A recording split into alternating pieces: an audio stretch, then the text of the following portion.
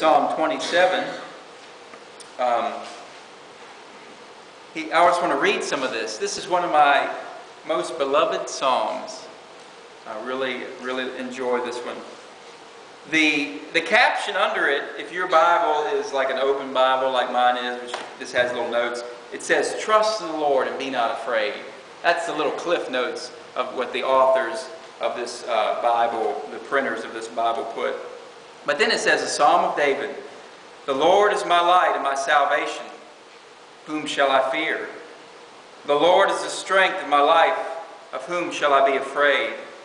You know, right here in the first verse, he says, "Jesus, Lord, Father, you are my light. You are my light." You know, we don't have to walk in darkness. We don't have to walk in the darkness like the world does.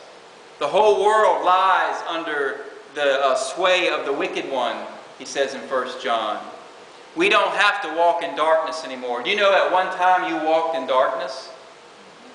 You thought you saw, but you didn't see. You were blind. And then you were translated into the kingdom of His Son, the kingdom of light. And David says, "Lord, you're my light and my salvation." You know, when we are in trouble, when we're in distress, we need salvation. And he says, "Lord, you're the strength of my life." The times that we are without strength, God strengthens us. You know, as you get older, your natural strength decreases.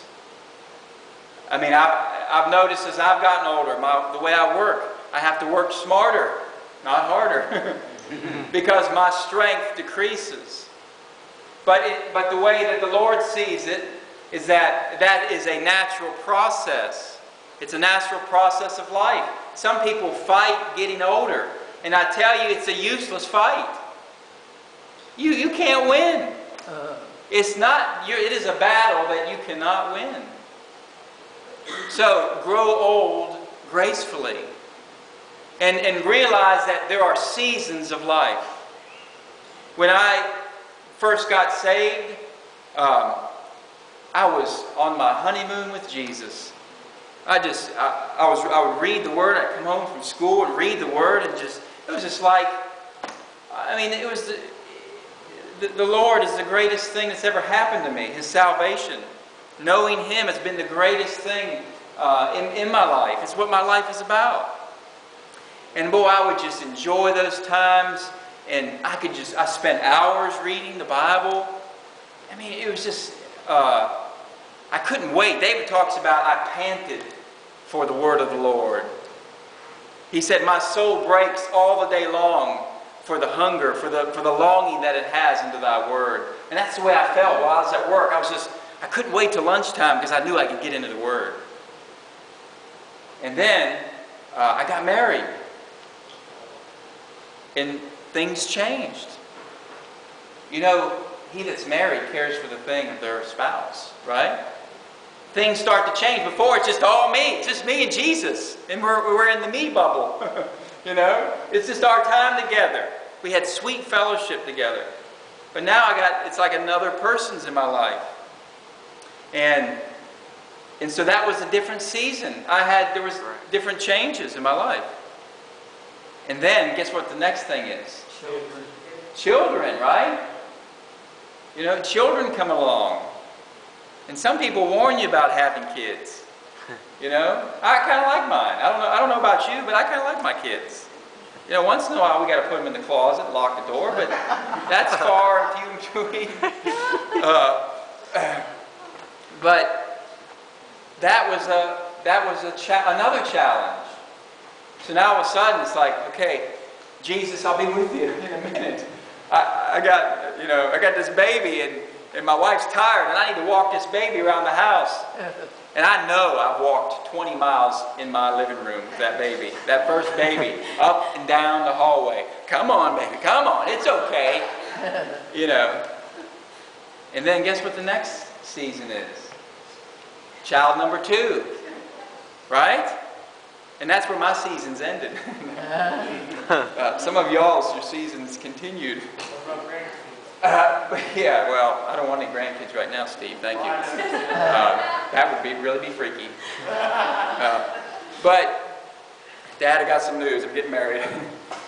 But you know, there were seasons there. There's seasons of our life. And through these seasons, I had to learn to adjust.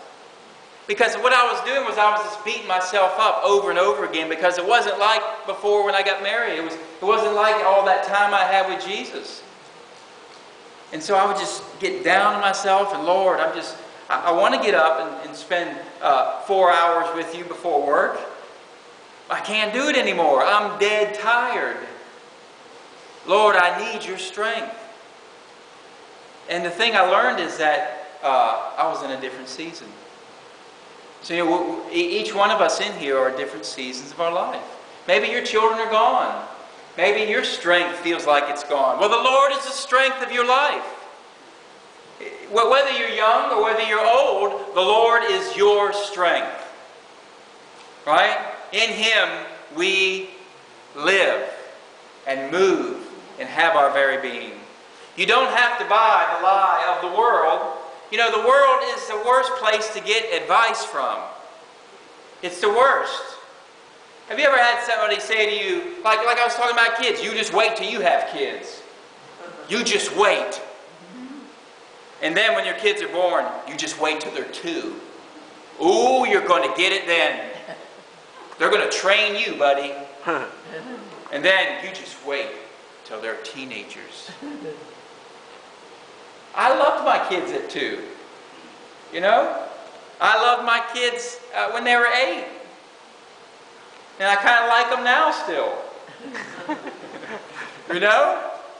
But the point is that as you get older, it's not, even though you're moving towards the end of your life, it's not, getting older is not the death sentence. It's God's plan. Have you ever heard better is the ending of a thing than the beginning? Right? God has good things for you. Whether you're 50, 80, 30, God can show forth His strength and His power through your life. You know, Paul said something amazing in 1 Corinthians. He said, I glory in my infirmities. That is not what the world says. We don't glory in our weakness. God's ways are not the world's ways. Paul says, I glory in my infirmities because when I'm weak, then I am strong. You see, we're so used to moving in our own strength. We're so used to doing, I'll get her done. I'm going to get it done. You know, I used to, when I was working and I'd get overwhelmed and I'd just have 1,000 things. I wasn't juggling anymore. You know, they all were crashing now. I would just say to myself, Dan, work harder.